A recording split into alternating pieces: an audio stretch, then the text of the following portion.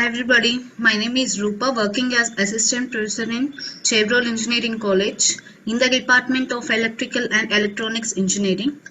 I am dealing the subject renewable energy sources and today's topic is solar pond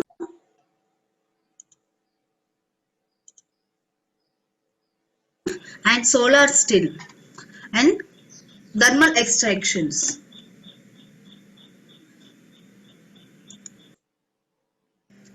Next topic is solar ponds. These solar ponds have multiple ways of using. So these are used for collecting and storing the collected energy from the solar radiations. So actually it is a natural or artificial body of water used for collecting and absorbing the solar radiation, and again it stores that as a form of heat. This is a solar pond. So this is combining with, so thus a solar pond is combining with solar energy collection, and it is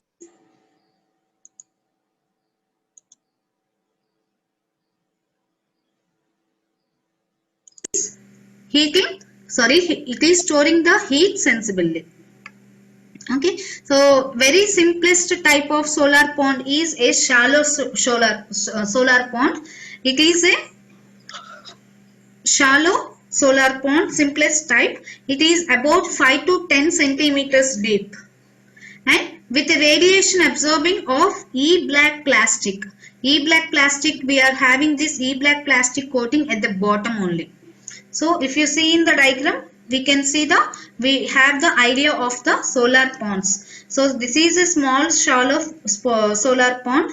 Here this is the surface zone. This one, this here water will be circulating from up and down. This is the insulation zone and this is the storage zone. So cool water in, hot water out. Okay, so these are the this hot water will be going down and fresh cool water will be going up.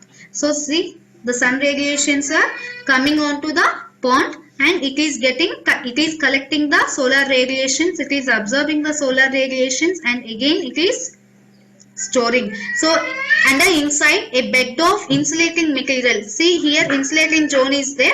A bed of insulating material under the pond. It minimizes the loss of heat to the ground. So this bed acts as a insulating material and it minimizes the loss of heat to the ground. It avoids the loss of heat going into the ground. So and a curved cover. This is lining. A curved cover is made. It is made up of transparent fiber glass. This lining is made up of transparent fiber glass. So it permits entry of solar radiation from the top here. But it reduces the losses by radiation and convection movement, by air movement. In suitable climate, if the climate is suitable for the solar ponds, means solar radiations are always present in the daytime, all the pond water can become hot enough for using in space heating and agriculture and other process. Okay, so for under favorable conditions, this can be used for, what are the sources, what are the applications it is used for?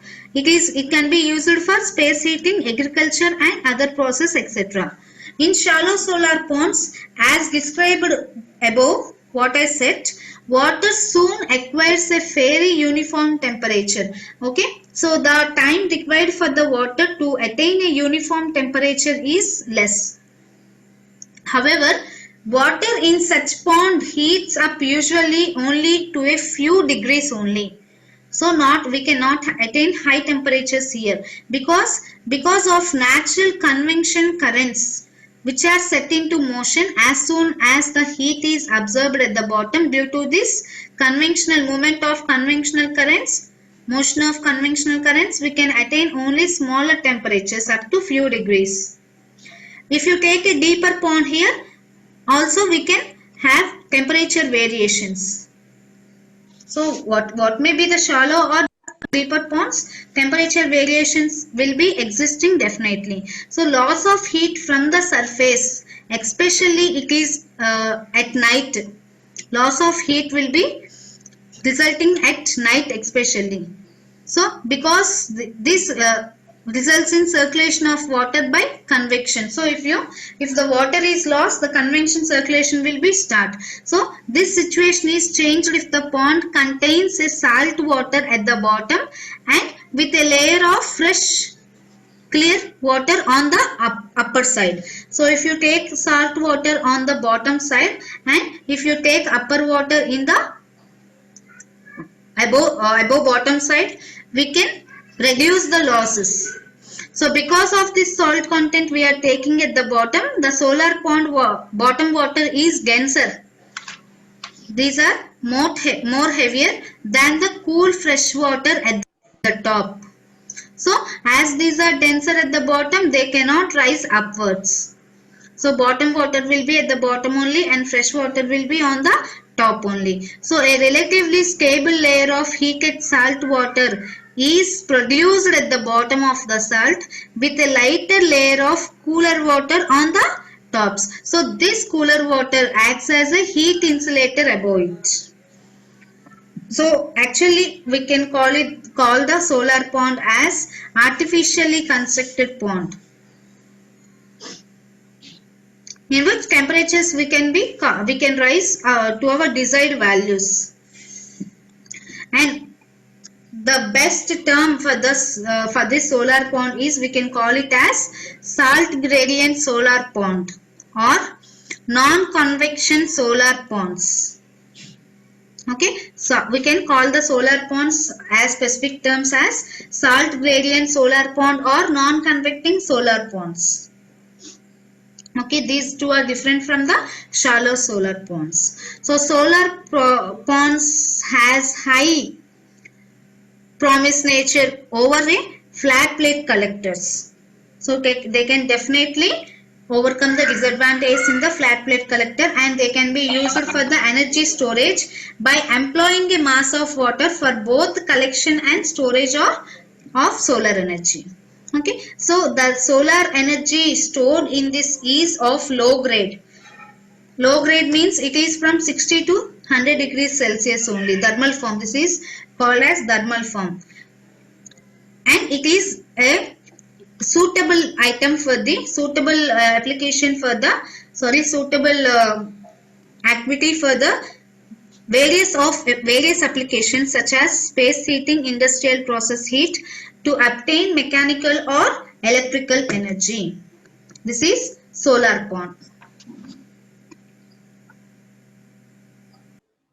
So many researches are going on the pond. So these ponds have been studied experimentally and analytically at the National Physical Laboratory of Israel and by various other countries also. So a scientist called Tabor in 1964, he outlines the general concepts and the major problems of these solar ponds. After that, Tabor and Medj in 1965, they carried out theoretical investigations of underlying physics of solar pond, and they had done the laboratory and field test also to study main factors affecting the pond performances. So at MT Stolgenbach 1968, he developed numerical methods to predict the temperature distributions within these solar ponds. These are the various researchers, and a group of Russian scientists at Uzbek SSK Academy of Science in 1973, they has been actively engaged in very detailed and sophisticated research of the relevant physics in the solar ponds. Coming to our India, in India, Dr. G. C. Jain in 1973, he has designed and he had designed and his operation on operating a solar pond. He has designed a design to operate a solar pond for use in production of salt at Central Salt and Marine Chemical Research Institute in Bhavnagar. This is the research done in India. Next, at last, work has also been done at Pondicherry. where experimental studies have been conducted onto a pond 100 meters square in area and 2 meters in depth. So under this depth, experiments have been done on this solar pond. These are the researches going on and still going on the solar ponds.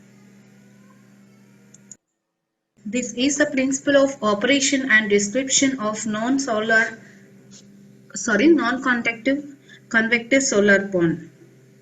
Actually, a solar pond is a mass of shallow water of about 1 to 2 meters depth only.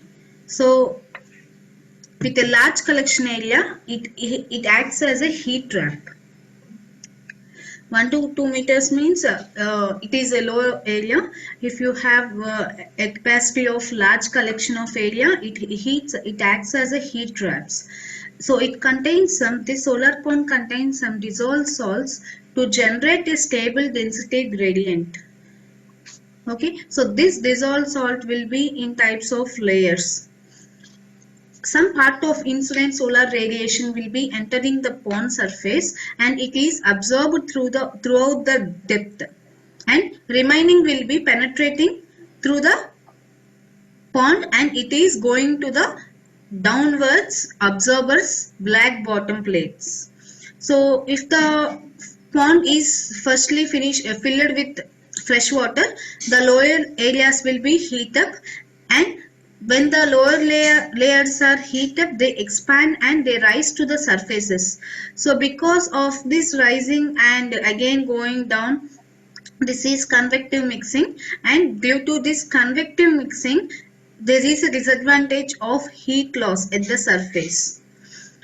So due to this convective mixing also, we cannot attain high temperatures in the pond. Only small temperatures can be attainable. So very small temperatures of 6 to 10 degrees, 20 degrees, below 20 degrees we can attain. So this convective mixing, and on the other hand this convection can be eliminated by initially creating a sufficiently strong salt concentration gradient. So if you can make the pool a strong salt gradient, we can discontinue this disadvantage. So in this case, when we add this salt, thermal expansion in the hotter layers is insufficient to destabilize the pond suppressor. Okay, so the heat will be the denser water, the warmer water which gets warmed in the bottom cannot rise up. So the heat is lost only from the lower layers and the process is by conduction only. We can avoid the convection losses here. Only conduction losses are there, but these are non-accountable. So because of this low conductivity, water in the insulator has high temperatures. These high temperatures can be over 90 degrees Celsius. These are developed in the bottom layers. So at the bottom of the pond, a thick durable plastic liner is layered. Okay, so this thick plastic layer is materials made with butyl rubber, black polythene and hypalon reinforced with nylon mesh. These are the materials used for liner at the bottom of the pond. So this is a thick liner, not a thin liner. This is a thick liner. And salts used are magnesium chloride, sodium chloride or sodium nitrate. These are dissolved in water and the concentration is varying about 20 to 30% at the bottom and almost it is zero at the top. So at the bottom there will be a fresh water, and on the top when we reaches the top there will be on the bottom there will be a salt water with percentage of 20 to 30, and when we reach tops we are getting fresh water. Okay, so in the salt gradient solar ponds, dissolved salt is used to create a layer of water with different densities. So if you use more salt, the more the denser will be the water. the concentration of the salt at the surface is low, usually less than 5% by weight. And so water, if the concentration of the water is low, then it is relatively light in weight. So the salt concentration steadily increases when we go below the depths, until at the bottom it is very high, and at the bottom we can expect around 20%. So by these salt densities we can divide these solar ponds in three regions.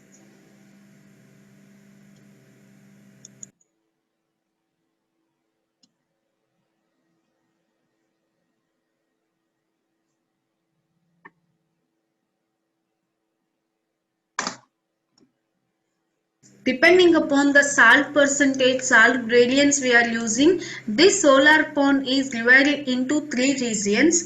The first one is surface convective zone or upper convective zone.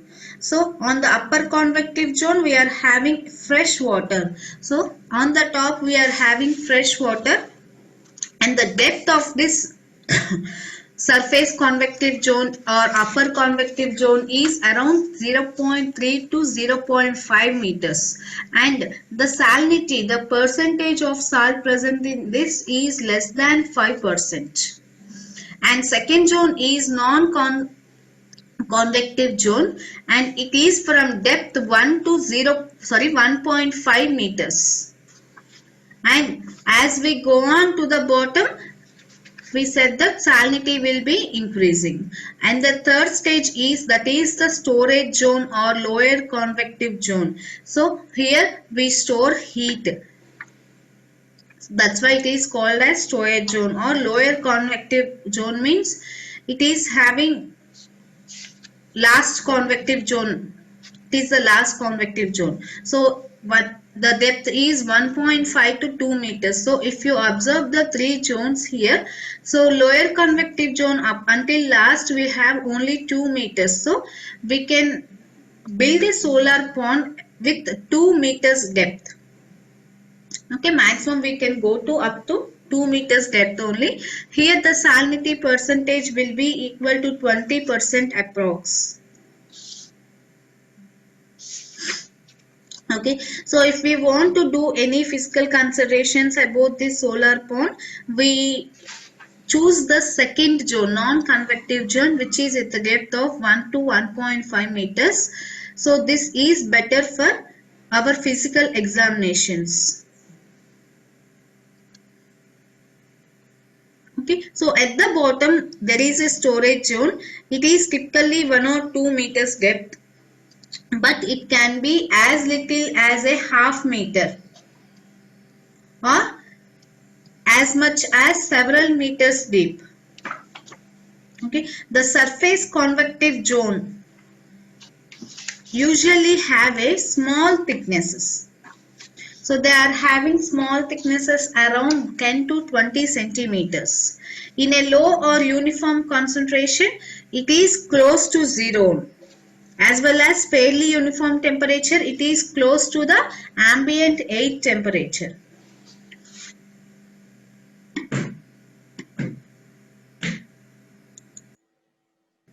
This second layer, which is non-convective zone, it is much thicker. So when compared to other, it is much thicker, and it occupies more than half the depth of the pond. Okay, so in half the pond is the non-convective zone, and remaining half, 1/4 is the upper zone, and 1/4 is storage zone. So both concentration and temperature will be increasing with depth in it. As we go on to the depth, concentration and temperature increases. So it serves mainly as an insulating layer, and it reduces heat loss in the upward direction. This is all about the non-convective zone I am talking. Okay, both concentration and temperature will increase with depth, and it serves as an insulating layer, and it reduces the heat loss in the upward direction. So this zone acts as a thermal storage, as some of the heat collection also takes place in this zone. The lower convective zone or storage zone is comparable in thickness to the non-conductive zone. Okay, both the concentration and temperatures are nearly constant in the third zone. I am talking about third zone, storage zone. So the concentration and temperatures are constant in this zone. They remain a constant values. It serves as a main heat collection, and also it serves as a thermal storage medium. The deeper the zone, the more heat is stored. And the lower zone traps heats for a long periods, damping the effects of daily and even seasonally changes also. Okay, so this capacity for low cost storage is one of the chief advantages of salt gradient solar ponds, because in this we can trap the energy during daytime or during the night time. So irrespective of the solar radiations, we can use the heat in this solar ponds. So even during long periods of cloudy cover or even ice cover, the stored energy will be still available at what time you want. So as salty water near the bottom heats up, it expands.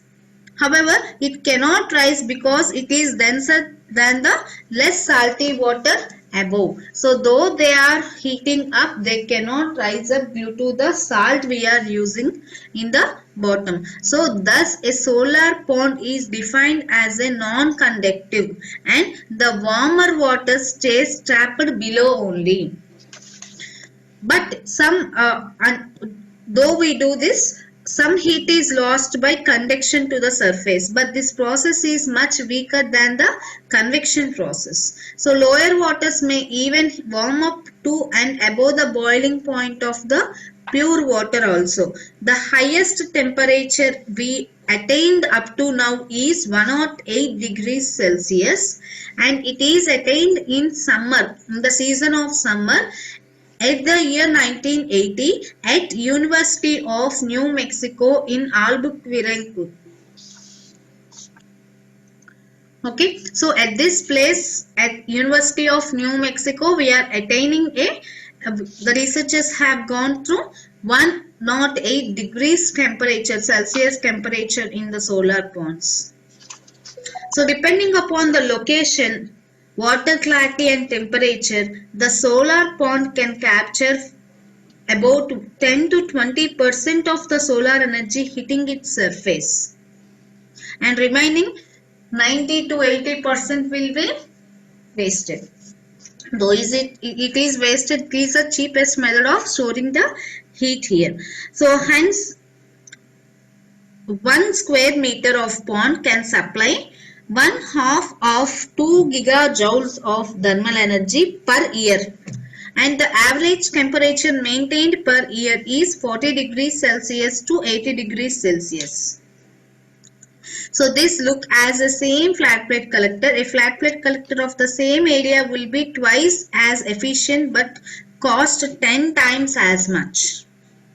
Okay, so same if you want to keep the temperature of 40 to 80 degrees Celsius with other method. Suppose we are taking a flat plate collector method, it costs 10 times as the solar pond.